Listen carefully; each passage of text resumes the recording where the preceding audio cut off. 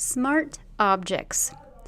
When you have a smart object in Photoshop, a visual indicator is displayed in the lower right corner, right there, of the layer thumbnail. So this makes it possible to non-destructively scale, rotate, warp the layers without losing any image quality. A smart layer also allows you to apply smart filters, which also are non-destructive. So when I apply a filter, I can turn this filter on and I can turn this filter off, and I have not destroyed the original smart object. So the non-destructiveness is what is hugely beneficial. So that's sometimes what happens when we bring in a object, when we bring something in, as far as placing a graphic in Photoshop, it may come in as a smart object. Sometimes you're going to have to right click on it and actually rasterize the layer in order to apply some of the effects in Photoshop. So not everything is supported with smart objects. I can convert an existing layer into a smart object by going under my layer menu and smart objects and convert to smart object. So that's one way that if I wanted to take something that was already on a layer and make it be a smart object, I certainly can. I should be able to also do that in the layer panel options, and I apologize for this getting cut off, but there's a convert to smart object. So either of those methods will work.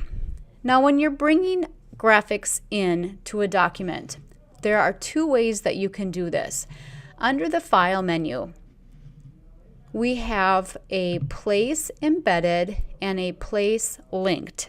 So the Place Linked object is really a placeholder for the original object. When I do this File menu Place Link, I can locate and I can select the file and I'll choose Place.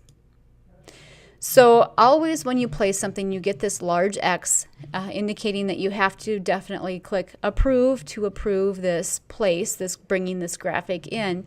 But when it's linked, notice I get a link icon here in the bottom corner of my thumbnail.